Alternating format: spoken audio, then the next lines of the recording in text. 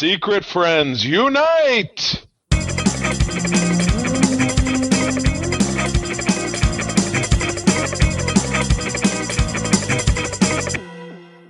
Welcome to the Secret Friends Unite podcast, episode 498. This is your guide to the geek side, and I'm one of your hosts, Todd Oxtra, ready to roll into the new election year. Wow, we ripped that Band-Aid off. I would have worn I Got a Harris Wall shirt last week. I was going to wear it, but then I thought, you know what? Why bother? Anybody watching this, they've already voted. But I don't care who you vote for. I just want people to stop saying, I'm undecided, because being undecided means you're a moron or you don't care. Sorry. I hate that. I highly doubt that there's anyone who listens to us who would support the person we're talking about. So it's no big deal. But anyway, happy Monday. We're recording a little bit later because of life, but you're getting this right on Tuesday, and we're glad to have you. We have a fun show as always. We're gonna be fulfilling our promise from last week, which is talking about Venom. Which, Todd, it's been like 2 weeks, man. I don't know how much of the movie I remember, but you know what? We'll approach this one with the same zeal. Thank goodness there's a plot guide in IMDb. We'll approach this with the same zest that we did when we talked about Fast and Furious 9 or whatever, summer of last year. Because there's about that much plot. I've wrote a thesis about Venom the Last Dance, Charlie. I was going to say, is your thesis feces? Feces. Anyway, all right, but we're going to get into that in the news and all that kind of fun stuff. But first and foremost, paying homage to the wonderful folks who support us over on patreon.com/Secret Friends Unite, the only spot in the world for great exclusive Secret Friends Unite content, early shows, ad-free shows, and just dropped just yesterday our exclusive interview. Oh, it's not exclusive, but it was exclusive to us. Interview with legendary Simpsons showrunner and great overall guy, Michigan guy, Al Jean.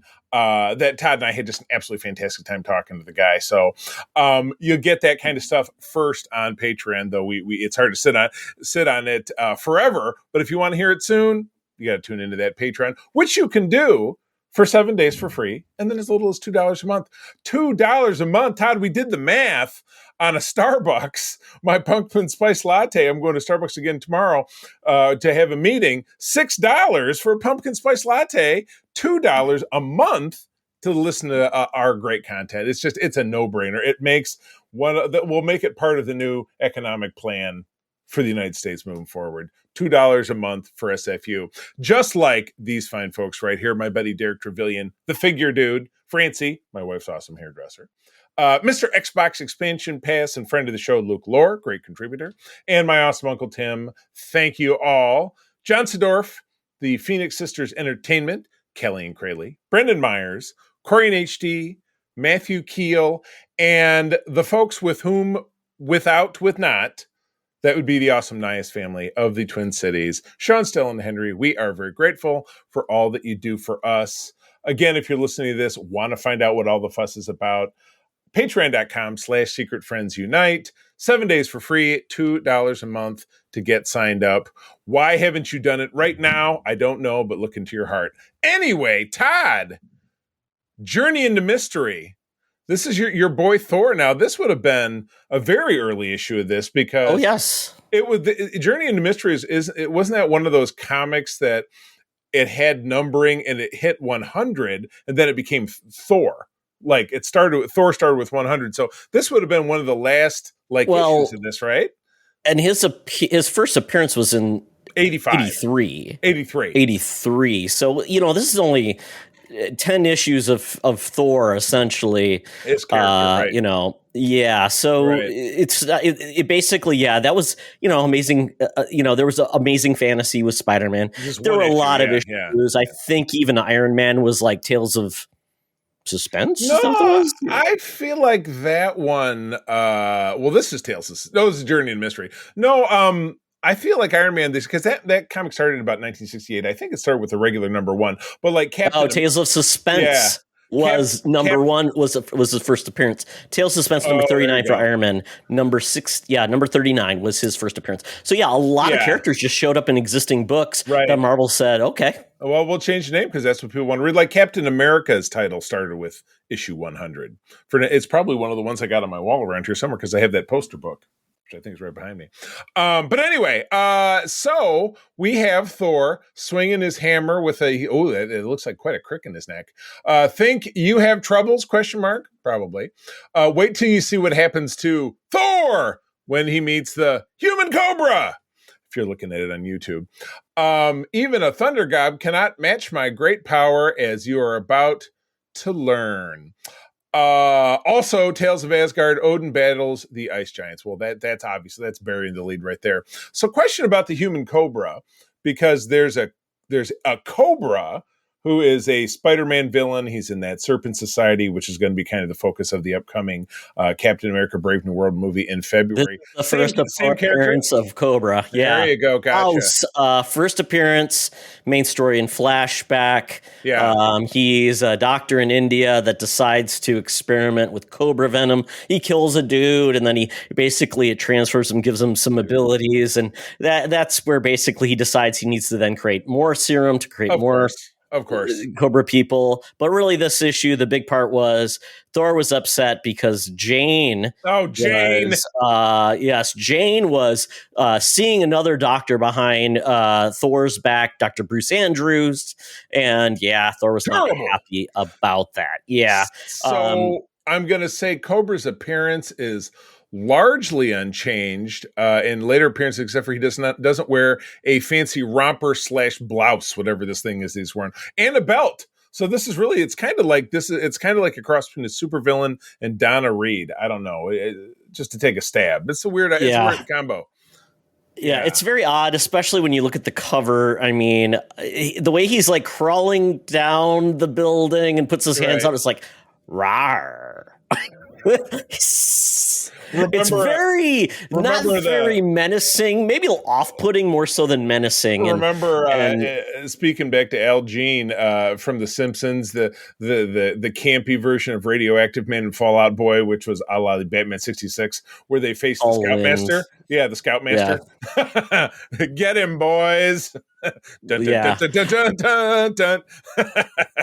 It's so weird because you think about like Thor, he's unstoppable and everything. Right. Like, I'm taking on Cobra. I mean, it just became like, it kind of seems like he gets like whoever comes along, right?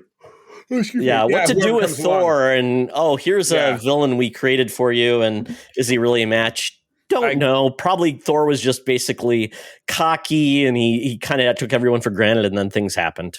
I mean, he'd bonk him with a hammer and be over. But Stan Lee obviously, assuming, because really his style is all over it, even the cover really stretched it out to make us think that it was going to be a match worthy of Thor's time. Well, regardless, what a classic from 1963. Moving right along, somebody, of course, I think the real writer of this book was probably our senior news correspondent. She did a lot of pickup work, a lot of punch-ups of the work that you saw at Marvel back at that time. But I am, of course, talking about Madam Web at 120, almost 5 years. Yeah, her birthday coming up in 2 months. 125 years young, 124 years young. Down at the corner of Hollywood and Vine, waiting to give us the latest news with Madam Web's Rumors and News. Let's go. Now it's time for Madam Web's Rumors and News. Take it away, boys. Thank you, Madam Web. Madam Web, I believe you are running for office this year. And apparently the role of comptroller of the garbage workers of North Haverbrook is available. You're going to run for it. And you've promised only to skim 5% off the top. As opposed to the current 9% of the current. Well, 10% is the kind of, if you looked at like how many people like get in trouble, it's like 10%. Yeah. So she's going to only do 5%. So she's being upfront, Yeah, those aren't real Ron Blagojevich numbers. That's for sure. Crooked governors, crooked governors of Illinois for 100. Alex. All right. Well, first and foremost, we have a big loss. in the fan community on the art side, but not comic art per se, but legendary Star Wars artist. Now, I don't believe it's the poster that I have, which is off screen here. Greg Hildebrandt left us this week. Now, he did give us, as I said, very iconic one of the one-sheeters for 1977 Star Wars. But Todd, the resume for this guy goes on and on and on. Yeah, and it's interesting because I never really I associated him somewhat with Star Wars, but not like exclusively. Because I remember as a kid growing up, my friend Wayne Wilcox, his dad had a really cool Hildebrandt print of Lord of the Rings. And I'm like, that's really cool. And I'm like, who's this artist? And then you also saw him do a lot of the Marvel art on cards. So he did a big run of Marvel cards back in the day. He did the poster for Clash of the Titans. And one of my favorites, though, he did a collection of it was basically Greg Hildebrandt's fairy tales. They put it here, but he also did like Grimm's fairy tales, where they did illustrations of classic fairy tales. I remember having that book. It was gifted to me by my Aunt Marilyn, and I loved it. The illustrations were amazing, hardbound. It was really a collector's piece. Lost along the way, refound it later in life, and actually this one was signed, which is really cool. But yeah, I mean, he kind of reminds me of the other classic artist, who did a lot of the other art. Blanking his name, does a lot of the posters for like Indiana Jones and No, I'm blanking on it too. I was the other sketcher I was thinking of would be Ralph McQuarrie, but he's more of a concept artist on the Star Wars. No, this is the guy that he's famous for primarily doing movie posters, and he's done Star Wars, Indiana Jones. Yeah. I have what I think you can see on the corner. I have the kind of the Gone with the Wind, Empire Strikes Back that now Chewbacca's in front of, since I moved some stuff around, but has always been a favorite of mine. But it's kind of in that sound, probably the same as the Return of the Jedi poster I have right there. Who is it? Who is it? It is. Here it is. It's Drew Struzan. There he go. Has he. I mean, he does that Alex. Well, he's even better than Alex Ross in a lot of ways. Where it's like it's so photorealistic. His art is amazing. Where he captures their appearance. Like I said, that one right there. That was my absolute favorite of all time. That kind of the Gone with the Wind with Han and Leia. But getting off the topic, because supposed to be talking about Hildebrandt. I have to say this Clash of the Titans poster. I don't know that was the one-sheeter that I've ever seen before, but, damned if it isn't gorgeous. And it's got kind of a Star Wars vibe to it with Medusa in the back, Pegasus in the foreground, Harry Hamlin, and the chick who went on to not have a career at all. So much so that I can't even remember her name, but she was it Andromeda? I love that movie. I absolutely love that movie. Now I want to go watch that movie. It's an absolute classic. But as we're finding with a lot of this stuff, we seem to be having a bad run in the last couple of years in particular, where all of these big legends of for us Gen Xer kids are reaching their Waterloo. It happens, but leaving us a great body of work that is easily accessible, which is a big plus too. But yeah, and he's part of a brother team. Greg and Tim, they did some things together, some things they did separately, and some of the things he also worked on. Terry Brooks' sort of Shannara books, I remember those. He also worked on some classic comic book covers, and like I said, the cards. He did cards for the Magic the Gathering. He did cards for there were some other ones. I think it was Marvel Overpower. And then some basically those collector cards you got like in the 90s when you go to the comic book shop, which were pretty fantastic. So they do. I know we are going to have more of these, Charlie.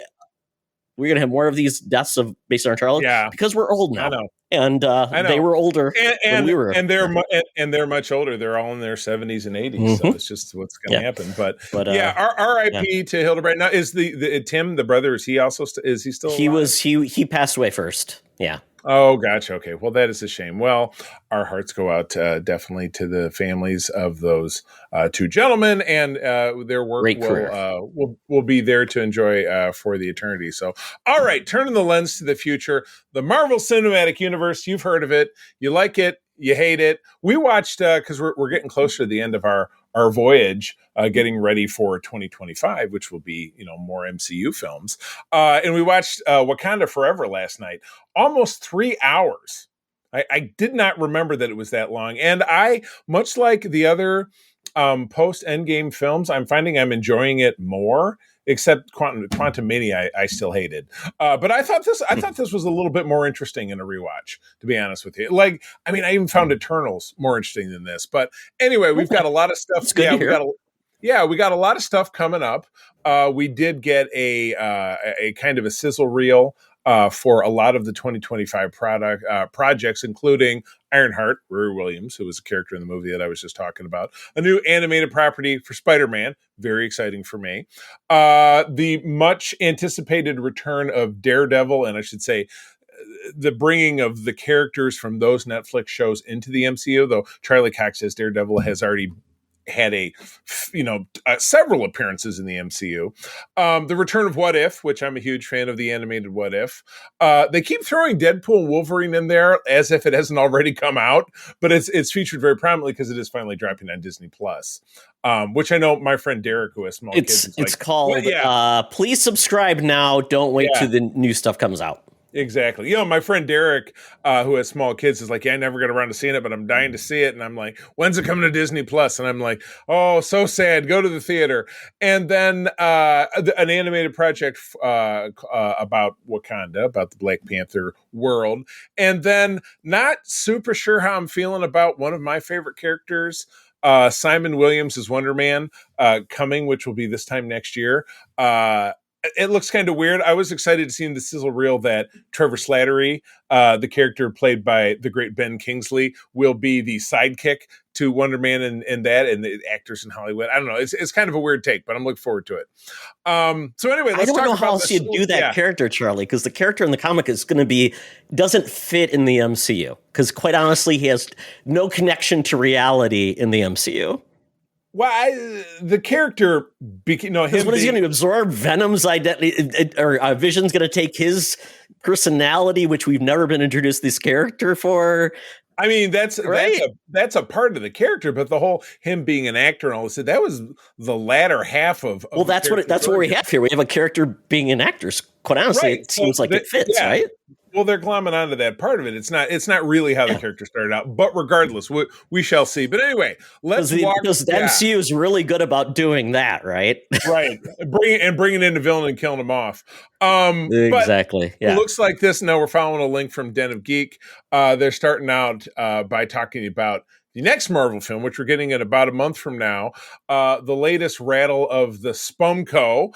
In a recent episode of the Bad Trip to the Movies Patreon that April and I do, we talked about Morbius again. Still not as bad as Madam Web. But Todd, what are your thoughts on Kraven?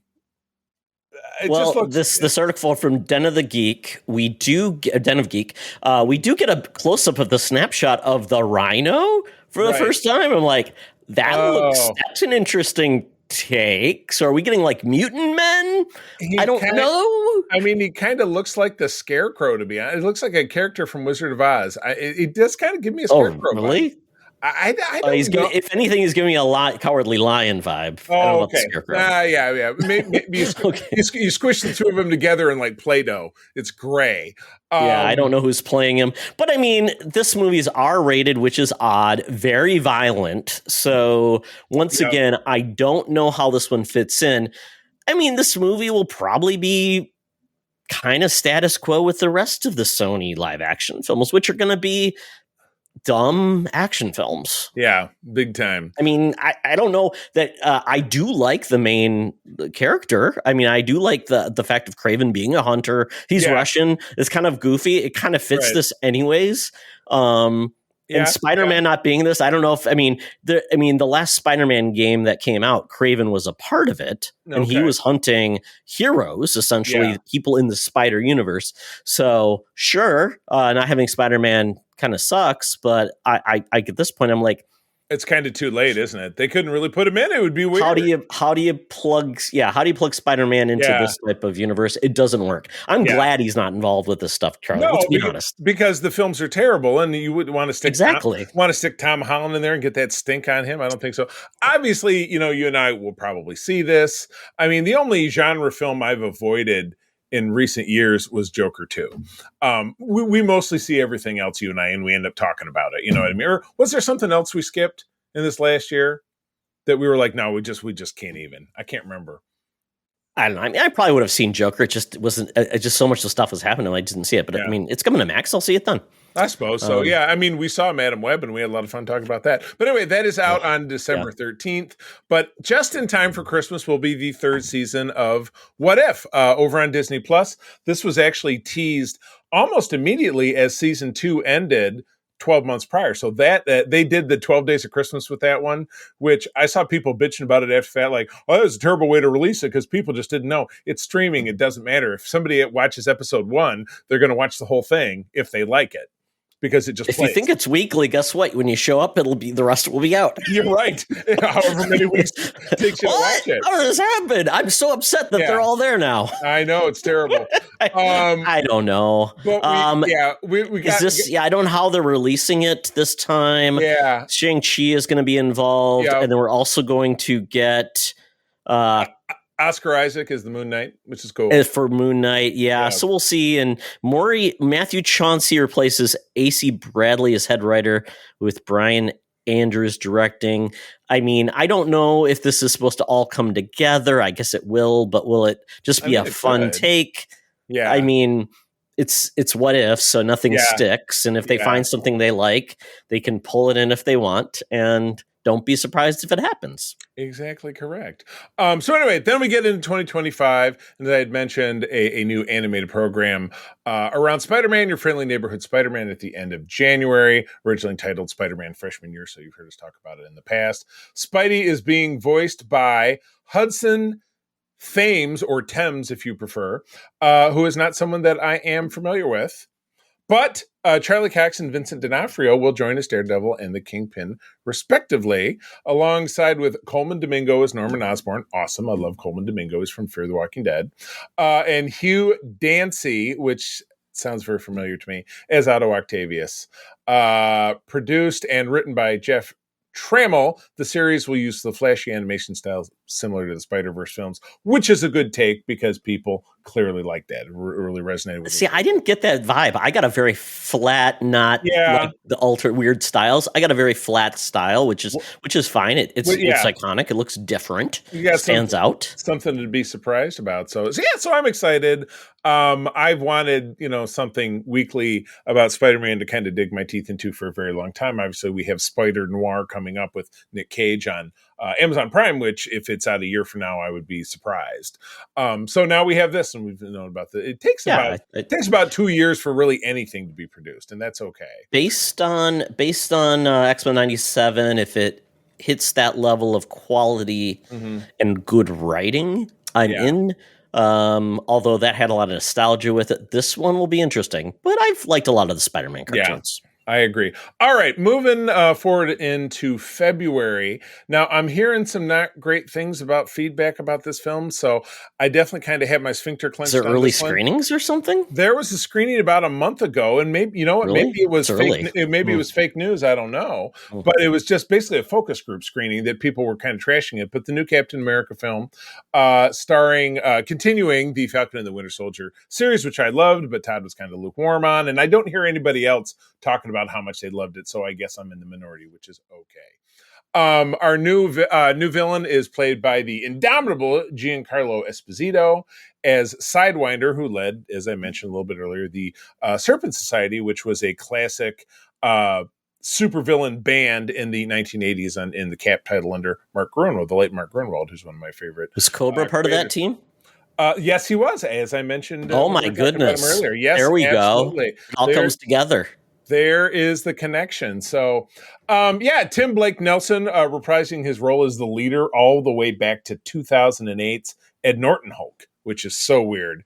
And Shuri Haas as the Israeli superhero and mutant Sabra, which I know there's been some controversy around that as well, but she's Jewish. She's Jewish. My goodness. So anyway, and of course, Harrison Ford as the Red Hulk. Come on. How bad could it possibly be? It probably shouldn't have asked that question. The movie originally wrapped in June 2023. Oh my God. That's interesting. Right. Yeah, and was supposed to be come out in July 2024. That's a long time to have been wrapped. Well, I mean, it's the strike, and who knows how they had to go. And the strike was. It wrapped before the strike. Oh, I don't know. They could, but yeah, post credits. I don't know. Yeah, I mean, there must be a reason. All right, I've been doing all the talking. Take it away. Talk to me about Daredevil. Okay, Daredevil Born Again. We've seen. I'm glad we are finally getting a showing of this because they showed scenes of this at Comic-Con, I believe. And people are talking about how much they loved us.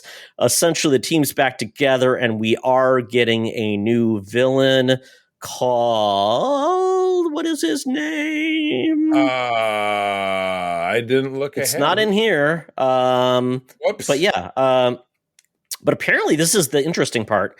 We are also getting Mohan Kapoor will appear as Kamal Khan's father as one of Matt's clients. Oh, interesting. Okay. Wilson Bethel returns as Dex Poindexter,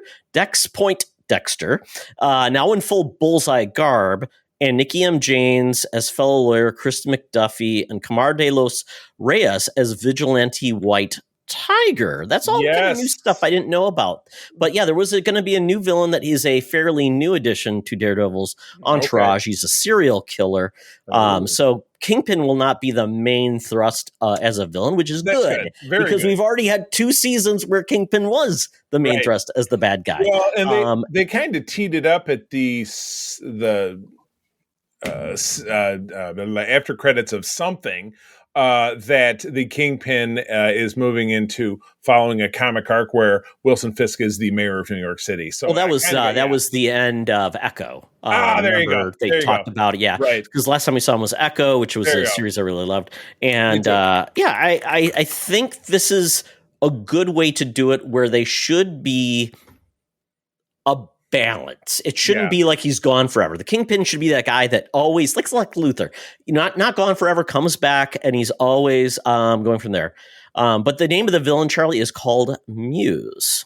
So there you go. That alt rock band that you like, Muse. Yeah. Thunderbolts with an asterisk is next in May 2025.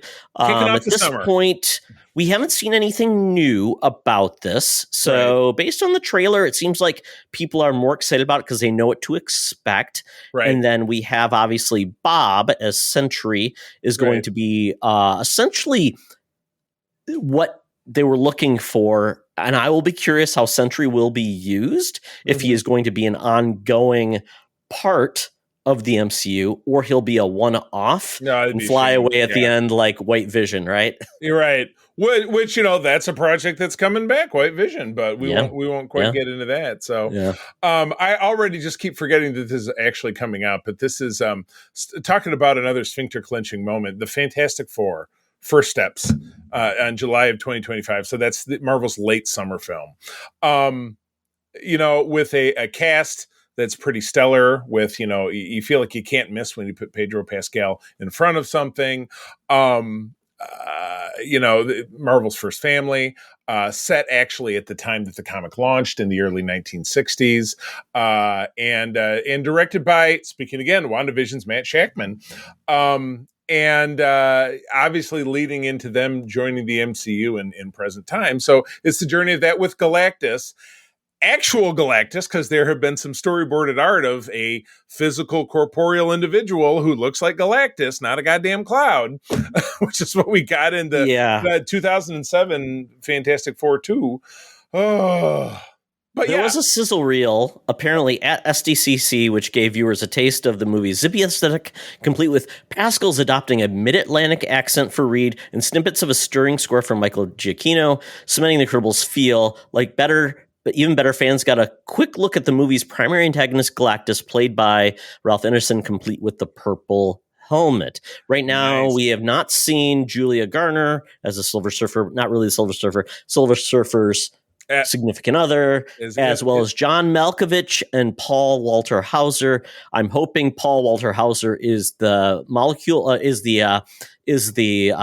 Mole Man, and I think John Malkovich should be the Molecule Man. There I don't you know. Go. Or the Puppet Right, Master. wrong, indifferent? Or the Puppet Master. Puppet Master works. He was the stepfather of Alicia Masters, who is the Thing's Those girlfriend. weird lips and big eyes. Yes, very, forehead. very, very, very Kirby. I will make a prediction, and this is not a particularly bold one. We will get a trailer for this Super Bowl. At the Super Bowl. That's what makes sense. Eyes of Wakanda is another animated piece, and this is essentially telling tales of the home country of Wakanda. Ryan Coogler is behind this, and we'll find out essentially if this is going to be like 6 episodes, weekly release. I'm curious, because this will be something that I think it will be, if you're big into the Wakanda mythos, it's for that audience, but is it going to get people that not necessarily going to be interested to tune into that world, which quite honestly, if Black Panther himself is not involved in, are you really that interesting? It'd be like, it's Peter Parker before Peter Parker. It's like it's like the Spumco. Is it interesting without the main character? They managed to not make that interesting, but that doesn't mean that's going to be the case here. But speaking of, obviously, the Black Panther section of the MCU, I already talked about the fact that I just watched Wakanda Forever recently. But Rory Williams, as a teenager at MIT who's a wonderkind, builds her own suit, which the Wakandans help her refine down, is Ironheart, and she's going to be coming almost this time next year. So it'll be a fall series where she will be doing her thing. Also cast Anthony Ramos from In the Heights will play Parker Robbins, aka the Hood. Now, I'm thinking that Anthony Ramos, was he also in Transformers? The guy who got the GI Yes, Joe he was. at the end? Yeah, there you go. That's him. The Hood was a primary villain who got a very lame action figure about a year ago. That's just a dude screaming with a removable hood, but he's like wearing like jeans and a members only. Kind of how he rolls, though. Yeah. That's kind of the thing. He's never had a great look. Right. The Hood.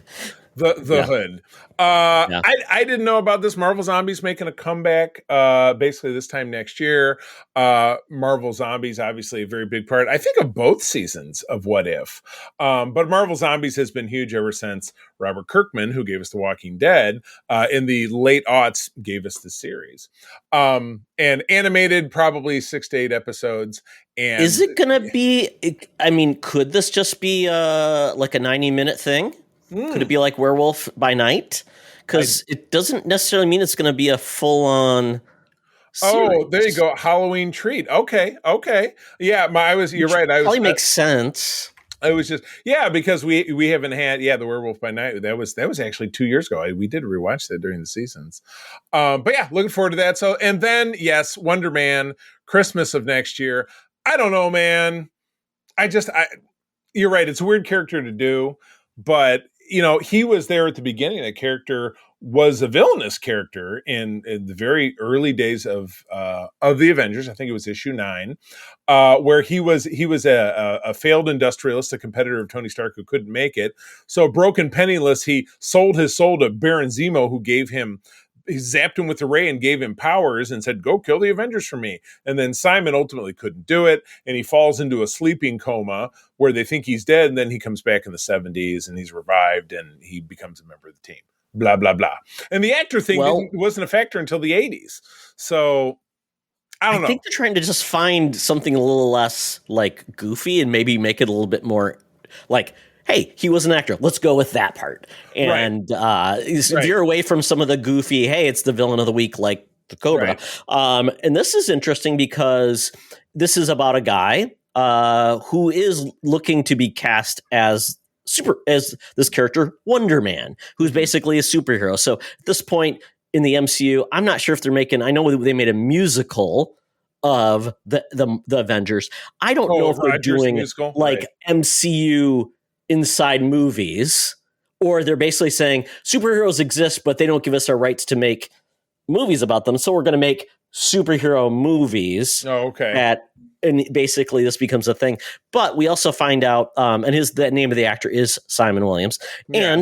And we do find out that this will include Eric Williams, aka the Grim Reaper, played by Demetrius Gross. And then Trevor Slattery will be in here as well, who quite honestly, we still don't know if he's just a goof, is truly the Mandarin. We don't really know overall. But yeah, I'm curious. This could be a one-off like She-Hulk or something like that, where it just feels a little different, and that's not a bad thing. I suppose not. All right. Well, by this point, we are into 2026 and beginning the next Avengers mega dynasty, which would be Avengers Doomsday, where we know that we are getting the return of Robert Downey Jr., who is stepping over Jonathan Majors' the corpse of his career to take the lead again. So, man, how does that really got to feel? They set this guy up so that he effed up so bad that they got to bring Terrence Howard. Yeah. There you go. That's all I'm going to say. I mean, with Terrence Howard, he mixed it up with Robert Downey Jr., but he didn't do anything. Oh, he wanted money, and Marvel's like, no. Yeah, and he says, no. Okay, you are replaceable, because Marvel at that point was very, very cheap and didn't pay anybody anything. So right, well, they have it. Yeah, it wasn't even Disney. It was still Paramount that was making them. Yeah. So that is it for 2025. Yes. I would say anything 2026 is highly likely to change. Yes, like the ways of the wind that goes. But that's more Marvel than I really expected, because I know Bob Iger had said essentially, we're going to trim things down. So maybe this is just like, let's get rid of some of these things that quite honestly have been made for about 3 years, and let's move on. I was going to say, are we going to cut it off there? Because we can probably talk about this for another Yes, absolutely. Very good. Yeah, like 2026 is so unknown. Yeah, because as I said, it continues to trickle down, and they actually have an entry on Blade, which is hilarious because we know that's not going to happen. Oh my goodness. All right. Well, let's move on. Legos. Oh my goodness. I didn't even know this was happening. The Lego Dynasty returns. Talk to me about it. Yeah. So the interesting thing about Lego is the license gets moved around. Previously, Warner Brothers owned it, made all the games and everything like that. Now, Lego is going fast and loose. They've got Lego Fortnite. We do have the Lego Sony game coming out, Horizon Zero Dawn. There's been Lego racing games, and now I believe the Warner Brothers license has now been absorbed by Universal. So now Lego films are going to be made at Universal. They actually, and basically that deal. They're going to have the stop motion where they have the little guy filming move him, move his leg, move his. Yes, that's exactly how it's going to go. Yeah, in the water tower with the Animaniacs. Yeah, I like it. Yes. So that deal ended in 2020 with Warner Brothers. So this new deal is interesting. So we're getting 3 creators who are very good. Joe Cornish, who did Attack the Block, Jake Kasdan, who did Jumanji, Welcome to the Jungle, and The Next Level, which those movies are fun. They're not exactly like, blockbusters. And then Patty Jenkins, Wonder Woman. Basically, they're all going to be involved. And Jake Kasdan's actually doing that Red One movie, which is the Santa Claus with The Rock, which looks entertaining. It's such a weird movie that just feels like it should be on Netflix. You know what I mean? It does feel like a Netflix film. It feels like it would be on the big screen. I wonder how it's going to do. But anyway, I'll see it. I'm guessing because holiday movies like that, I feel like will attract audience. I'll see it too. It looks dumb fun. Yeah. So at this point, we also so the way this is going to work out that we're going to get a script by Andrew Mogul and Jared Paul that's based on an original idea. Good idea. Jenkins' film will be based on a script she co-wrote with Jeff Johns. And Cornish will be writing a script by Heather Ann Campbell from A Treatment by Simon Rich. Lots of bricks in motion, of course. And at this point, we do have Lego Jurassic Park themed video games. Obviously, have happened before Universal. There's Wicked. Maybe we get a version of Wicked coming from Lego. Who knows? But other than that, I don't know what this could be. I mean, Universal properties are, the Fast and the Furious is one of those. Pretty much. What else are they making these days? I don't know. That's a good question, because let's see. What do they have? Jurassic Park. They don't have the Harry Potter because that's Warner Brothers. Right. We're getting another one of those. Where where is I'm drawing a blank. I don't even know what I was thinking of. They don't have Mission Impossible is Paramount, so that's not them. They have. I'm just looking through their list of movies. So they have. Oh God, some of these are just bad. Trolls. They have the Trolls property. They have looking through Fast and Furious. Yes, of course. Okay. Mm-hmm. They have Candyman, which I don't think they're going to make that. The Addams Family animated films. Okay. House of Gucci. I don't think they're going to do that. The Sing films. The Bad Guys, which was that animated film about the bad guys, which was cute. Black Phone, don't think they're doing that. The Minions, that's right, Minions. Well, hold on, Black Phone just started production of its sequel. Like today, it was in the headline. So I don't think they're doing a Lego movie on that. Oh, you're talking the adaptability. Yeah. The Black Lego phone. Shrek, is that DreamWorks? That's like Shrek films. Minions. Is that Universal now? Is that where DreamWorks ended up? I mean, DreamWorks is Universal. Yeah, at their parks. I'm keeping looking here. Puss in Boots, yeah, that's one. Megan, not gonna happen. Oh, the Super Mario Brothers movie, yeah, I mean that could happen. Keep going here, Charlie. Oppenheimer, not doing that. Man, Lego nuclear bomb. Five Nights at Freddy. I mean, sure, why not? Now we're talking. Kung Fu Panda. I would just love to know if we're ever going to get another game by Traveler's Tales that's Lego, because it's the only games that I enjoy. But oh well. I mean, they do have the Horizon Zero Dawn game coming out.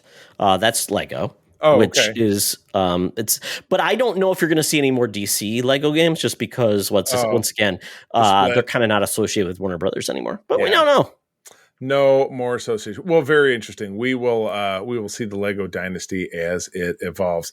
All right. So, Todd, Scary Movie came out in 2002, 2004. Like it's a product of the early aughts. I think I saw it with my dad. It was one of the last movies I saw with my dad. So if I saw it with my dad, it would have been probably before I went into the Air Force active duty. So in the 98. Gotcha. Yeah. Okay. I don't know when the first one was launched. That one was a surprise hit. I mean, the Wayne brothers it says right here that the original did come out in the year 2000.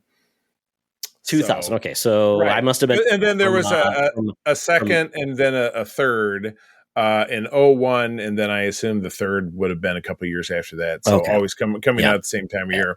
But it's been over 20 years, and it was just a straight send up, in particular of slasher, the rebirth of the slasher films from the late 90s, because your main character-ish was the ghost face guy from Scream.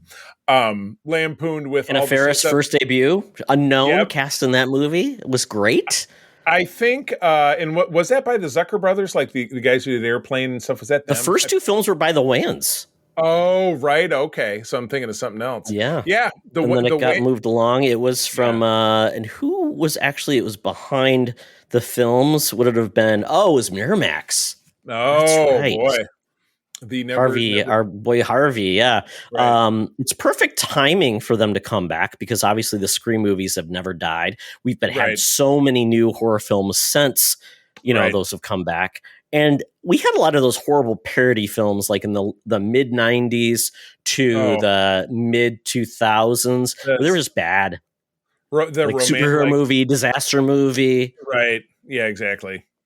I was going to say, there's always a market for that comedy horror, that very lampooning comedy horror as well. There's unintentionally horrible movies like, they go into mention talking about movies by M. Night Shyamalan and so on and so forth.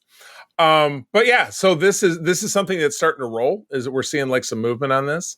And the Wayans brothers are back. And which is, hopefully they've got some good ideas. I mean, the Wayans brothers have after In Living Color, their track record has always been a little spotty. That really was their, peaked in high school kind of moment for the Wayans brothers. I hate to say it, but there have been five or six of these movies. Parts 3 through 5, the Wayans were not part, so they were around for the first two. Regina Hall and Anna Faris were the stars of the first one. Right. Yeah. I mean, Right. who could forget Ghostface smoking a bong? I mean, Oh my God, yeah, with Smokey, who was who was Marlon Wayne's character. Was it Marlon Wayne's character? yeah, I think it was Marlon Wayans. Sean, Marlon. You know I what? know. They didn't get. They didn't get. Who's the other brother? I think is the most talented Keenan. of them all. Well, Keenan was No, the no, no, ringleader. no. The other one who was in the Last Boy Scout. Oh, Damon. Damon. I There think. you go. I think Damon's the most talented of them Oh, all, I and they agree. didn't get him to be in it. Yeah, and then his son, Damon Wayans Jr. was in. Was it New Girl? Wasn't that his Yeah, son? he's been in a lot of stuff. He's very good. Yeah. So yeah, he got the talented gene. So this would be fun. I mean, yeah, if the Waynes are involved, it has a chance of winning it back. So we will find out. All right. Well, let's wrap this up. Everybody knows that if you have a good thing, what do you do when you have a good thing in entertainment, Todd? You keep pushing it until it's not good anymore. You leave it alone and let it become a classic. Right, exactly. That is not what they're alone. That is not what they're doing with the stellar 2-part huge cinematic version of It that we got in the last couple of years, because they are doing a new series called It Welcome to Derry, or Dury if you prefer, Derry, which is the setting of the whole shebang. So what's going on? This is an HBO Max series, not a movie, which is good. Mm-hmm. I can sit and watch something on Max and not feeling like that. So this is going to be, Todd, what's your favorite type of storytelling conveyance? Starts with a P. Whoa! Yes. Gotta love it. Yes. This is going to be. Well, I mean, the whole premise of it is a history of occurrences, right?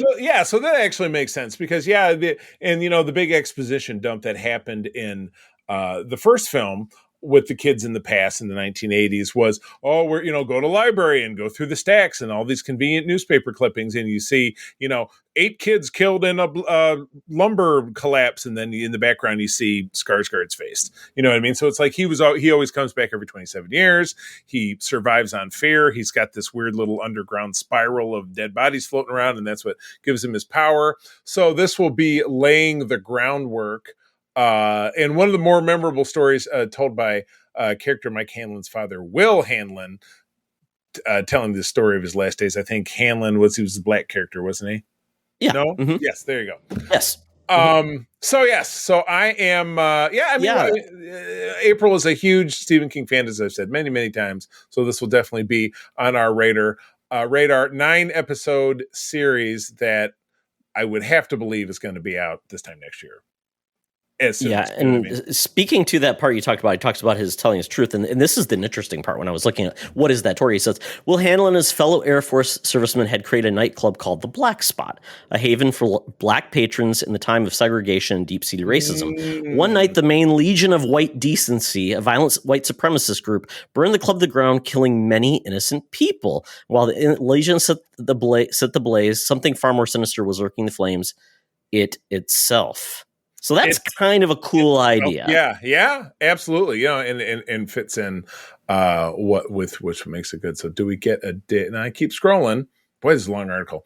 To me, this was a whole art. This was Todd, Entertainment Weekly is still around. There's photographs here.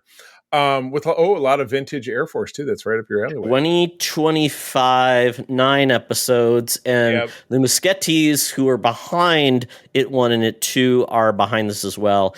They won't be directing it, but they are basically executive producers who developed the idea. Very nice. Well, I'm fired up for Muschietti. This will be good. Muschietti. This will be good stuff. I am assuming Halloween of next year. All right. Well, that takes us out of the news. Todd, I've got my phone out, my Fuber app, my feeble Uber app. It's time to get that funky, stinky cab to take us uptown to Scugtown, Nastyville. Cab pulls up, smoke pouring out, disgusting stench as we get in. But the AM radio is on, and it's playing this very familiar advertisement. Hey, Secret Friends Unite, let me tell you about Zencastr. We use them for our show, and now they're supporting us. Zencastr is now the all-in-one solution making podcasting easy. It's the ultimate web-based podcasting solution. Provides high-quality audio and video podcast production and hosting. With a full suite of professional tools, podcasters can seamlessly record, produce, and publish studio-quality content, all from one dashboard. Being a creator has never been easier. And we chose Zencastr because of the ease of use, high quality output, and it makes it super easy for our guests to come on. We had multiple solutions we tried before, and Zencastr has just been the best fit for us. Why Zencastr? It's now super easy to record a podcast with Zencastr. Log in using your browser and start recording a high-quality podcast right away. Record studio-quality sounds and up to 4K video with your guests. Feel a sense of zen knowing Zencastr's multi-layered backups ensure you always have your recordings in the highest quality, even if the connection is unstable. Have you ever worried what you sound like? Zencastr's post-production process makes you sound buttery smooth. It automatically removes those ums and ahs in your recording. It removes those awkward pauses in conversation too. Set the right podcast loudness and levels while reducing background noise with the click of a button. So if you're interested in making an easy, high-quality podcast just with the click of a browser button, go to zencastr.com/pricing and use my code SFU1. You'll get 30% off your first month of any Zencastr paid plan. I want you to have the same easy experiences I do for all my podcasting and content needs. It's time to share your story. Now back to the show. Talk nerdy to me. Talk nerdy to me. We're sitting in the Geek Easy, cover bands playing, drinks are poured, and we are ready to get our nerd on. So, quite honestly, with Halloween, a lot of the stuff I was catching up on was I was watching. I think I'm on episode 5 of Hysteria, which I'm enjoying quite a bit. Yes, yeah.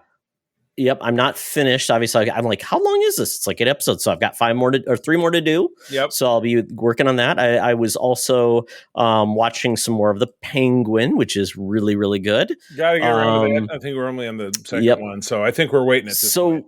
So it was the wife's choice of what to watch on Halloween. So we were watching some other things, and we finished up WandaVision, of course, but we're going to talk about that next week. You mean this is Agatha? This is the second time you called it WandaVision. It's called WandaVision Part 2. WandaVision Part 2. Well, I kind of feel like it's the one universe at this point. It's a little pocket. It's a pocket. Exactly. They said Wanda's name quite a few times. But that brings me to the wife got the choice of what to watch. She likes a little bit more whimsy in the fare of certain things. So we watched Descendants, Rise of Red. Charlie, are you aware of the Descendants franchise on Disney?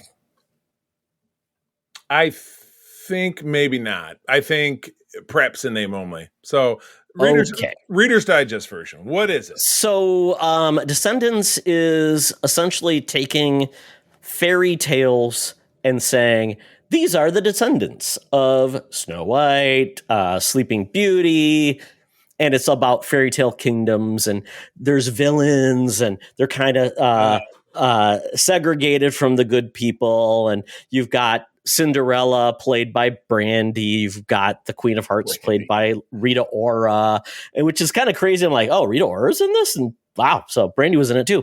So because Brandy actually did play Cinderella in a Disney movie back in the day, so she came back to be part of this. So it's also become like a big phenomenon. There's 3 movies. This is actually the 4th movie. There's an animated series. So basically, it's big with the tweens. It's also musical. So think of like High School Musical with like fantasy settings, things like this. They've also done the Zombies series where you've got like zombies living in a world with humans, but they do musical numbers and dance. And I don't think the zombies actually eat anybody. It sounds riveting. Yes. So this movie is essentially a spin-off where you've got the Queen of Hearts' daughter, Red, who they live in Wonderland, of course, and they've chose not to come in part of the fold and join the rest of the Magic Kingdoms. And, but they decide to, how's this work? So the one woman who has now been in charge of everything went on a sabbatical. So they brought in Ursula's granddaughter to run, who was a former villain, to run the high school. Here we go. We're getting there. She then decides, well, I'm I'm a rebel. I'm going to invite Wonderland and have them allow them to join. So they send an invitation, and Red is kind of a rebel, Charlie, and she is not happy that her mother's kind of a tyrant, and there's a lot of foreboding. So we do find out, though, that Red is trying to rebel against her mother. It's not working very well. Well, the invitation comes to the Queen of Hearts. Red doesn't think she's going to allow her to go, and all of a sudden, the Queen of Hearts allows her to go. What could it be? Well, I don't want to give it all away, but essentially, you do find out it was all a ploy of the Queen of Hearts, because essentially they've been there's the entryway into the kingdoms has been held, but because the offering is there, they can go into the other kingdom, and hijinks ensue. We go back in time, Charlie, and there's musical numbers, and yeah. I mean, we got like teen versions of like Hades. We got a teen version of Captain Hook, another spinoff of or like Ursula, daughter or sister. I don't know. We've got different versions of different characters. Jasmine and Aladdin, who are Indian now rather than Arabic. Oh. It was fun. It's goofy. The musical numbers weren't too bad, and I was kind of like, okay, it's got a little beat, but it's fun. So that if you're looking for something with your kids to watch, it's not horrible. It's fun. Kind of kid appropriate with Brandy, who's like our age. She's Brandy is Cinderella and her Prince Charming guy, and So I will say not bad if you're looking for something for the whole family around the holiday season. That's it. You could tell I was like digging the dirt. I'm like, did I watch anything else? I don't know. I watched a YouTube video. You know what? Talk about that. You know what I've started having to do midweek is send myself an email when I watch something. Talk about on show this week. I watched this because I'll forget. I mean, especially with traveling and everything, and all the different shit we do. It's tough. But I sent myself an email with these three things. But I was the victim of letting April choose movies twice, and we have this ongoing gag when we fly. I always watch Infinity War and Endgame. That's my flying thing. Like annually, that's when I watch it, because I don't fly but more than 2-3 times a year. And April will download and watch terrible movies from Netflix, and I will often look over her shoulder. In the past, when she had wired headphones, I would listen on the other half, and we would just riff on it because they're so bad. But we ended up watching a couple. But first, I watched a movie that was the third in a trilogy, or at the very least in a series of films that was kicked off by the film X back in 2022, followed up by Pearl the same year, which was a prequel to the first film. And then this was the conclusion, called MaXXXine, with 3 X's in the middle. And these all star, Hollywood ingenue Mia Goth, who I don't know anything else that she's been other than these films, and it's something where maybe she kept her clothes on, because she was just in something as well, which I saw, and let me look really quick. I will tell you what she's been in. The House. Oh, there you go. Okay. Infinity Pool, that weird movie, Mayday, Emma, Staggering Girl, High Life, Suspiria, Marrowbone, and what's her real name? Does she have a real name? Her name is Mia Goth. Gypsy Mello de Sylvia Goth, Charlie. She has... We'll stick with Mia Goth because it's something you can actually say. But these films are interesting. So the first film kicked off in rural Texas in the 1970s, and with an aspiring troupe of adult filmmakers and actors who fall into a trap of renting a space in a cheap rural property with an old couple that just likes to kill people, and then you jump backwards, and the only survivor, sorry to spoil it, is MaXXXine, who is not with the 3 X's, just 1 X at this point, who is Mia Goth's character, who drives off a la the Texas Chainsaw Massacre, escapes into the night at the end of that film. Second film is a prequel that tells the story of the elderly woman in the first film, whose name is Pearl, in the late 19 teens, and it's it's there's no nudity in that one at all. The first one is chock filled with nudity, and then we get to the third film where we catch up with MaXXXine 12 years later, 1985, Los Angeles, the same time as the Night Stalker murders, which raged between 1984 and 1985, as told by the film. And there's stalking going on in MaXXXine's world and trying to figure out if, with her fellow friends in the adult film actress go-go dancing club world, MaXXXine is trying to get out of porn and becoming a regular actress, and she lands a role in a sequel to a film that I don't know if it's a real film, but it was called, I think it was a made-up film for it, but actress Lily James, or maybe it's actually, no, it's actress Lily Collins, Phil Collins' daughter, comes back as the star of that first film and has some roles. Halsey, the singer, a very beautiful singer, also has a role in the film. But it's about, MaXXXine, who's obviously a very tough woman who can take care of herself, having to fend off what we find out is a cult that is cleansing the sin in the City of Angels. Quite a twist of an ending, quite a disgusting ending, not to be surprising. It's very graphic. There's a bit of nudity here, a bit of nudity there, but it's certainly not like the first film. But April absolutely didn't want to watch the other two films after we watched the first one together. I think she would have enjoyed this one because it was more of a mystery horror film. It's not great by an investigation film. Yeah, it's not great by any stretch of the imagination, but I thought it was pretty great. And Mia Goth she's a beauty. She's a non-traditional beauty, but she really does pump out the ingenue vibe. So I really do like it. So very strong ties between her character in the first film, who's a runaway, and then having that runaway plotline come full circle. Kevin Bacon also stars as a very stylized private investigator who's set to basically track MaXXXine down. So, and he does not meet with such a good end. But anyway, Todd, I would recommend it. It's available on Max. Have you seen the other two films? It looked interesting. I've not seen the other two films, but this one instead, I was kind of like, oh, I kind of like that. Kind of like a period, grimy, like serial killer. I would say, since you have the benefit of not having seen any of them, start with the second one because it's a prequel. Watch the first one second, and then watch this, and you'll be good. You'll be. Is that the what is it called? The what's it called order? Yes, that's the machete order of the MaXXXine universe. MaXXXine universe. Okay. So anyway, April and I racked out a couple of very silly kind of quasi genre Netflix movies, and damned if I'm not going to end up screwing up what the hell these two were about. Oh, I'm sorry. The second one really wasn't. The first one was. It was about a woman played by, I'm going to draw a blank on the actress's name, but she is a character in Yellowstone. Todd, Yellowstone comes back next week. I already pre-ordered the second half of season 5 because we pre-ordered it. Yeah, you can pre-order it on Fandango. That's how we got series 4 because it's on Paramount Network. It's the only way I can watch it. Oh, really? Yeah, That's the only way. So, but anyway, she played a character on that show. Don't they eventually go to Peacock?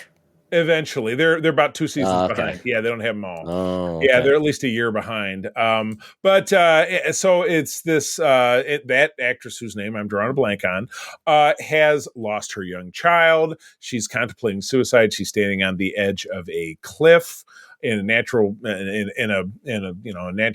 national park somewhere in California, where actor Finn Wittrock walks up. The future he's still Green Lantern, right? He's going to be a Green Lantern. And that upcoming show. Yeah, from was he from your?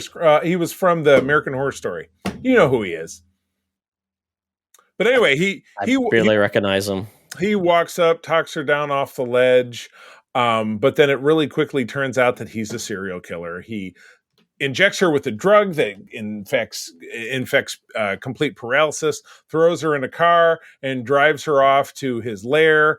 And that's when the story really begins. Kind of a predictable, as you would imagine, kind of storyline, filmed entirely in Canada. But hey, that looks like the Sierra Nevada mountains. They can get away with that.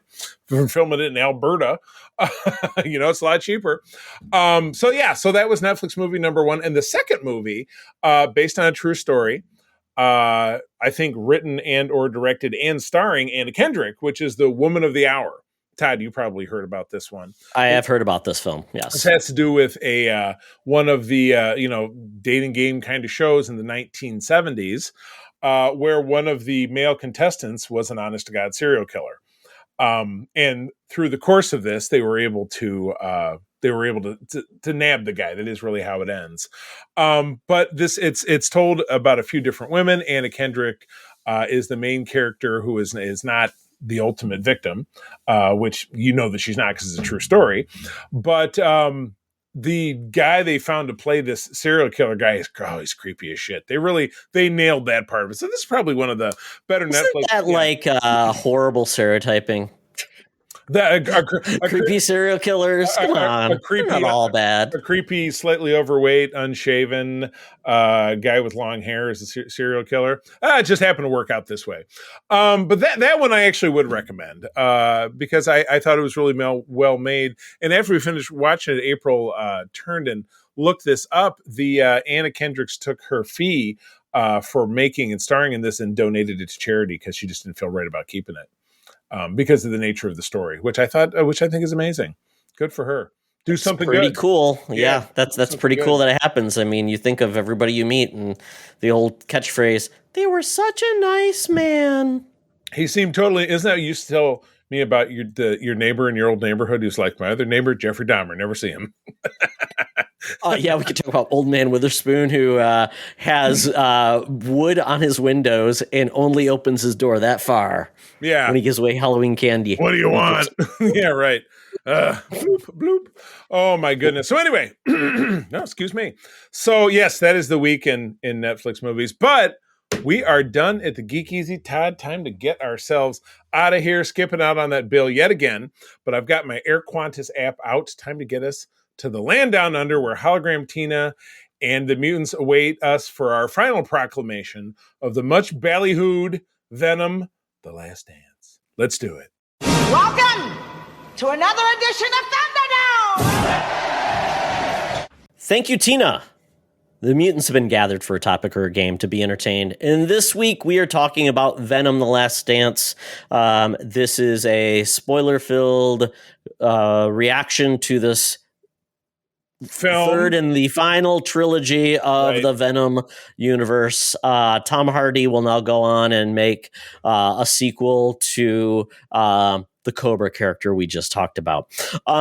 The premise of this film: Eddie and Venom on the run face pursuit from both worlds as circumstances tighten. They're compelled to make a heart-wrenching choice that could mark the end of their symbolic partnership. Directed by Kelly Marcel. Also written by Kelly Marcel and Tom Hardy. Apparently they are production partners. Oh my goodness. Yeah, this film released 2 weeks ago. Budget 120, has made $317 million. These movies are highly successful. So you ask why they keep making them? Because people keep going, especially overseas. Very, very big overseas. Really? Okay. Yeah, so Tom Hardy returns. Chiwetel Ejiofor comes in as a military dude. Juno Temple playing Dr. Teddy Payne. Re-Sci fans, as you know, as the Lizard from The Amazing Spider-Man, not playing that character, playing a hippie named Martin. Mm-hmm. Stephen Graham playing Detective Mulligan, who you're probably like, hey, is that guy somebody? No, not really. Looks like Marky Mark. I think both he and Chiwetel Ejiofor, they were in the previous films, right? Sure. The detective was for sure. I 100% have no recollection of that film because it was so bad while we were watching it. The one with Woody as with Woody, yeah. A lot of things happened in that film, and it was happened. Peggy Lou, she's back. Miss Chen. Mrs. Chen, yes. Clark Bacco as Sadie, who I think was a scientist. Alana Ubach as Martin's wife, named Nova. Mm-hmm. And then other than that, you got a lot of people. Oh, and last one, Andy Serkis, who is the director of the second film, is portraying the character that you probably really know it's him as Null. Right. So there we go. That is the premise of the film. And I'll talk about some of the lines of this movie at the end, and also a little bit of trivia and where this is going next. So, Charlie, this movie opens up exactly where the last one finished, at their end credit, where Eddie was in the Marvel Cinematic Universe, right? 616 wormhole, right?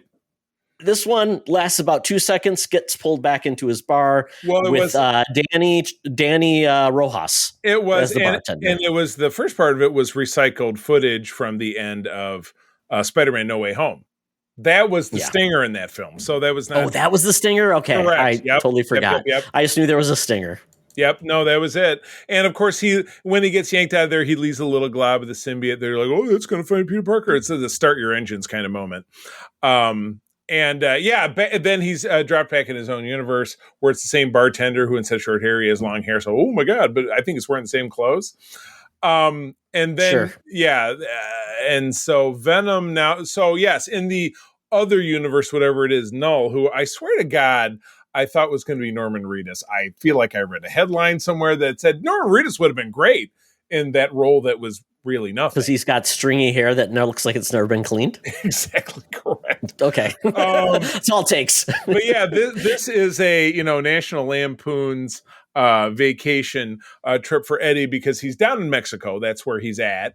And he encounters some trouble there and has to, Venom has to eat some, drug lord guys' heads and tear them apart. He's on the run because apparently framed for the detective that was in the second film was shown as being killed when in actuality not killed. Yes. So they decide that they're going to escape and go to New York. So that's the premise of this film. That's where they're going to go. Wants. Why New York? I mean, it's not like you're going to be less noticeable there in New York. Right.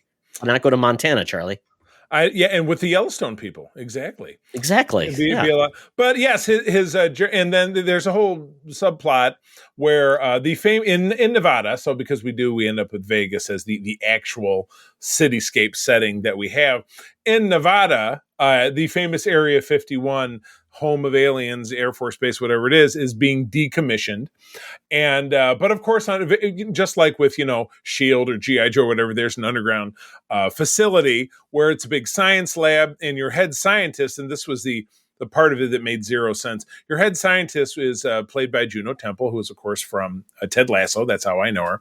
But she lives out in the desert, and she's had, somebody's having a dream. She's imagining herself as a child walking arm in arm with her brother who gets struck by lightning. And then because they're holding hands, her arm is scarred and all of the muscles are destroyed. So she just has she doesn't have like a limpy arm or what. She just has an arm that doesn't work. Her left arm doesn't work. Well, I thought she used it even. I thought I saw her use it. Maybe I'm wrong. I don't know. I'm like, didn't seem like a big deal. But I don't know. But it's, and again, it comes later in the film. We'll talk about how her getting struck by lightning comes back later in the film as a because I was wondering about where that plot line was going to come back. But I mean, when I saw her, I'm like, okay, well, this chick has an arm that doesn't work. She's going to get a symbiote and then she'll be fine. Not that I'm saying this. Sorry, that's what happened. I'm sorry to jump in. But anyway, But at Area 51, that detective who's also been glommed onto by a symbiote on and off, it's keeping him alive, explains, I believe it's him that explains that Venom, and this was such a fuzzy area, when Venom completely envelops Eddie's body, and not just a little bit, and Venom goes through this whole sequence where he explains it to Eddie because Venom is aware of it. When he fully venoms out, he emits the signal from something called the Codex, which is stolen from Superman, where Null can sense it. The Codex just like isn't the Codex like just really just it's just like a guide to language? I guess. Codex, like you'd have like, oh, this means A and this means B, and yeah, sure, why not? But at any rate, Null needs to get his hands on this because Null is able to open interdimensional portals and send over. He just has a field of monsters that he can send, and they're indestructible. Xenophages. There you go. They're indestructible, so they're gonna find Eddie, but they can only find him like if he's venomed out and then Venom retracts. They can sense it like the Predator.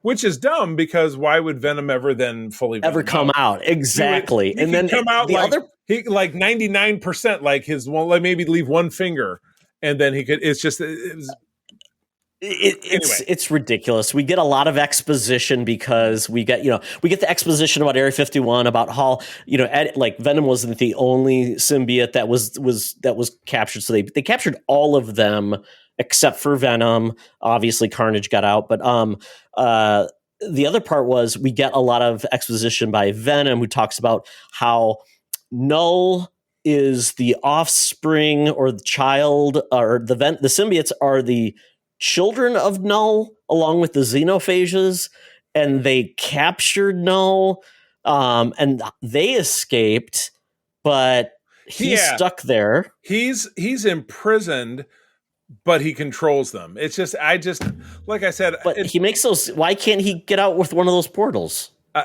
Because he's sitting in the chair. Maybe he's chained to the chair. Maybe is he chained to the chair? The codex is like a skeleton key, or maybe it's like a wristband. Okay. He needs to be like on Disney. He's like one of those people you hear about, like those people like their ass has grown into the toilet. Oh, seat. right, yeah, my 1,000-pound life or whatever. Yeah, someone who's been on a couch for 20 years and they're a part of it. They're part of the couch. Yeah, exactly. So we do get Eddie going through the desert, and he's got he fights this team of the Navy SEALs, and there's a sequence in the river, and he escapes there, but then he becomes a fish. And then not too long after that, we get we do see him. He's up on an airplane for a while, but because he's hitching a ride, and that's when he gets forced to the ground, and that's when the black helicopters show up or whatever it is. And then he gets out of the fish part, and then he finds a horse, and so you get the famous scene that you get from the trailer where he's on he venomifies that horse. But I don't understand how Eddie is taking down, without Venom, how is he taking out paramilitary troops?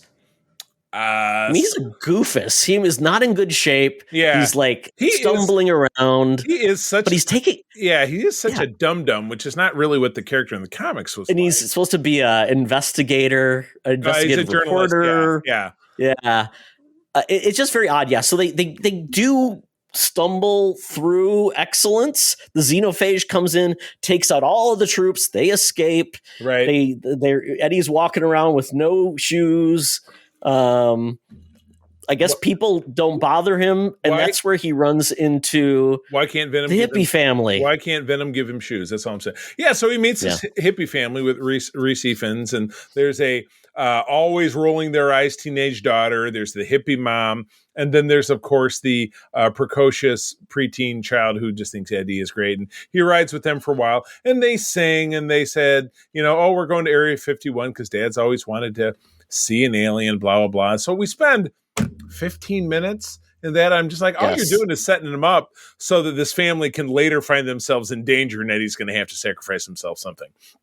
Never happens. It was an original idea, Charlie. Take that back. It was a very, very thin setup that has been done. I wouldn't even say it's been done better, because it can't be done better because it's terrible.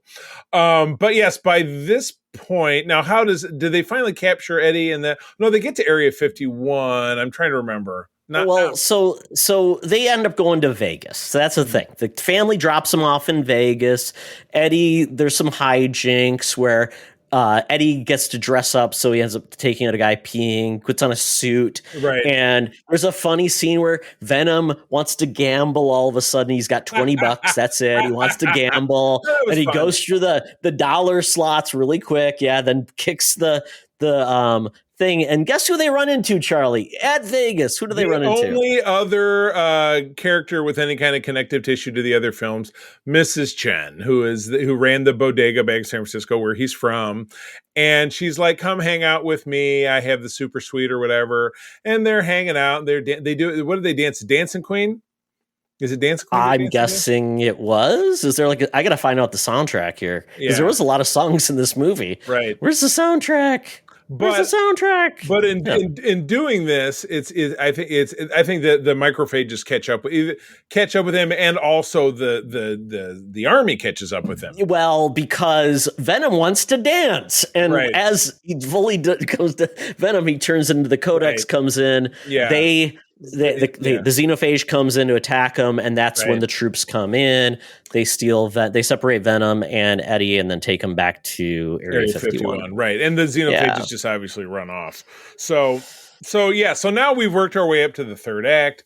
There's going to be a big showdown because, even though they have Eddie incarcerated and they have the detective guy incarcerated, and they have been talking to them, like his symbiote has come out and talked to them and tells them like the night has teeth and things like that. Oh my god! And all the other symbiotes are in little glass vials scattered around this room, different colors, different varieties. It's like the color. It's like the Power Rangers, color of the rainbow, Doctor. Your United Benetton of symbiotes, exactly. So anyway, obviously push comes to shove. The xenophobe, I'm going to call them the xenophobes. The xenophobes. Oh boy, they hate each other. Like all the aliens. It's going to sound like a Trump rally. Sorry.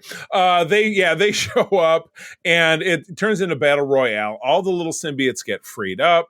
But the thing about what are they now? The Xenobites? What the hell are they now? The Xenophages. I'm just going to call them Cenobites from Hellraiser showed up. That's what I was thinking of. The Xenos, they show up. What's gross about them is when they bite somebody, they bite them and then out of their back, it's just all the chunder comes out. It's like a tree wood chipper. Yeah, it's like through the back. I'm like, that's interesting. I know. And apparently the symbiotes can be absorbed or destroyed, which we haven't seen before. Your first victim is the detective guy. He's out. He gets eaten up. The other symbiotes get freed, and some will just jump onto like the security guard or some random guy. None of them are making it. But the only survivors at this point, Juno Temple with her arm that works, grabs one of the vials and puts it in her pocket. So they're saving that. But her assistant grabs one, and isn't it Christmas? purple? What was her name? Like something Christmas? Sadie Christmas? Is that her name? You're thinking of Professor. Wasn't that a Bond girl? Was Christmas? It was. Yes, there was. Yeah. Yes.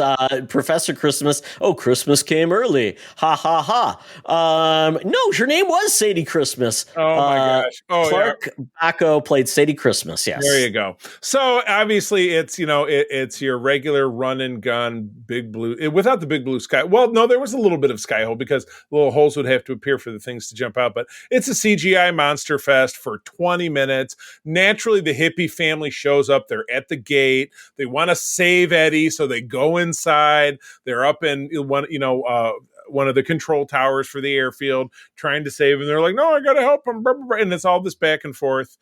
And eventually, and it's, the regular army shows up, they're shooting, their weapons have no effect, whatever. The Strickland, who's the general, he's there and he's like, it was all my fault and blah, blah, blah. And it gets down to it being just Venom and the general. And they're trying to pull the big Xeno into a trap of some kind. But during this time, they get help. And extreme acid. But before this happens, naturally, Juno Temple, who's got the last vial, breaks it and it takes over her body. And her symbiote power, because as a child she was struck by lightning, is that she has lightning like another Spider-Man villain, Electro. And super fast, though. That was like more so than electric. Lightning seemed like being fast was like more of the thing, because she escapes with Sadie Christmas, because they were all these symbiotes were like being good guys. They don't want to eat brains. They don't want to do anything. They just want to save Venom. But I'm like, if they just kill Venom, then they won't be able to come back after. Right. It's like, what? Yeah, there's no through line, but apparently Juno Temple, when she was struck by lightning as a child, lightning became part of her DNA. I did not know that that's what happens when you get struck by lightning. Of course it does, Charlie. Where else is going to go? Are you going to fart it out or something? It could be, yeah. I mean, if you have a really bad one, thunderclaps. Lightning, yeah. But yes, Juno Temple gets the hippies back to safety. I don't think Sadie makes it. I think she gets killed. And now we're down to the final three. It's just a general. Oh, I thought she saved Sadie. I thought she grabbed Sadie. Lost her. I thought Sadie lost her her symbiote, but I thought Juno saved her. I have already forgotten. So if that's what you're saying, I will take your word for it. But anyway, as you were saying, they pull. It's the general and Venom pull the big giant Xeno into the acid trap. The general makes a heroic sacrifice where he, has a grenade and he sets off the button so that the tank explodes. But Venom, the symbiote, in the big tearful goodbye, says he's going to sacrifice himself to save Eddie. So he puts this, this big bomb blast door over the top of Eddie, and then he goes back and keeps the Xeno in the kill box long enough for the acid to release, and then both of them are killed.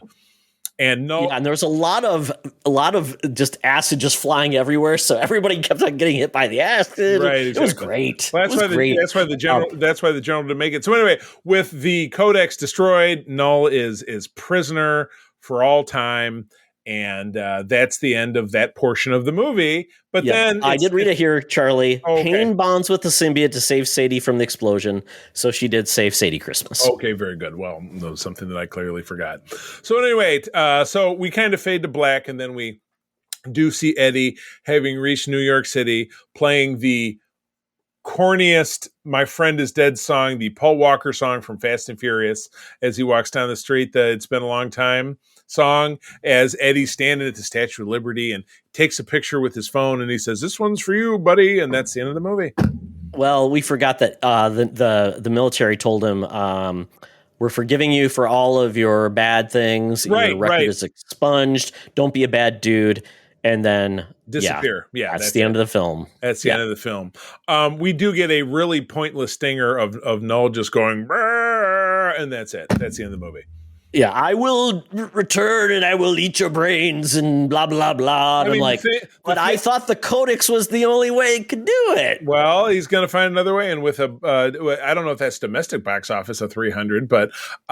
Did you say for the last end of credits? I did, but now I don't remember what it is. I did stay through. What was basically the Venom symbiote survived and was taken over a cockroach. That's right. The guy, there you go. Because the bartender guy from Mexico, who also got captured, wanders out into the wasteland and he's walking away. But yeah, you're right. There's one last shattered vial and it's cockroach. So there you go. Well, maybe that's why, because the codex still is around, because a part of Venom survived and Eddie's still alive. I don't know that it was established. I also don't know why Venom had it, but the others did. Like, what made Venom special? Apparently it was very special because all the symbiotes were perfectly fine with letting themselves die and letting Venom live. So, well, yeah, you're right. Yeah. He was the symbiote Jesus, I guess. He was the So here's some great lines from this film, Charlie. Please. This is what Null says at the end. "Your champion has fallen. Your planets will be mine. The king in black is awake. I will kill your world. Everyone will burn, and you will watch." Then Venom says, "Hola, bitches." Then konnichiwa, bitches, like Dave Chappelle. Let's see what else. And Venom says, "We're home. I'm so done with the multiverse shit." The multiverse. Oh, then I have to ask. Here we go, Charlie. What's next?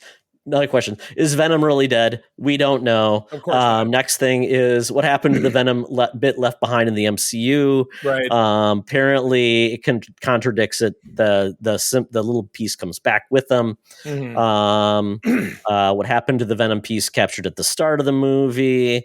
I will say that I read a headline today. And I put it in our Discord. By the way, if you don't subscribe to our SFU Discord, you are missing out. That is where we share all of our great rumors and news and conversations happen, yada, yada, yada. That an Agent Venom film, which is in the comics, is structured around the Spider-Man character of Flash Thompson, who in the Tom Holland films is played by actor Tony Rivoli. Flash Thompson goes off to war in the army, loses his legs over in Iraq or Afghanistan. They keep retconning it. Originally, it was Vietnam. That's how long ago it was, but they keep retconning it. And he bonds with a Venom symbiote, or the Venom symbiote, which gives him his legs back, but then he's basically a Venom soldier. And so I think the thoughts of making a film like that would be cool if it could be one they would actually do in a Spider-Man movie, because it's an established Tom Holland character, but we'll see. That would be in 616 if they did it that way. But yeah, there's gotta be something, because these, like you said. Oh, I know what's going to come next, Charlie. What? Dr. Payne and Electric Venom. Electric Venom. Dr. Mayhem and like the Muppets. Dr. Venom. Yeah, pretty much. Oh yeah. my goodness. So at this point, yeah, Tom Hardy said his time with Venom is done. So okay, good for him. Move on. Regardless of that, the movies have been pretty successful, not critically, but yeah, we're done with this. Then we've got Craven, and then after that, nothing else except for from a movie perspective. We do have Spider-Verse, and then we do have Spider-Man Noir.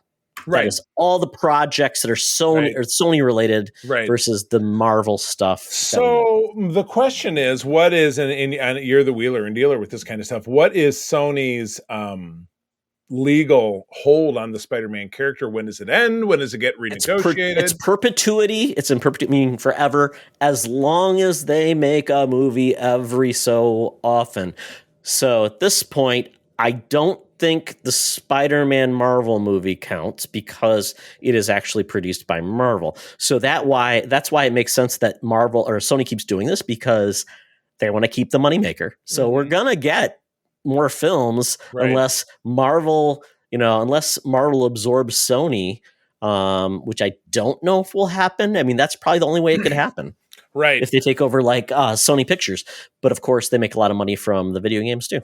Right. Who knows? So, but yeah, like you said, there's nothing on the horizon that is going to be I mean, they took quite a kick in the balls over Madam Web. There's no doubt about it.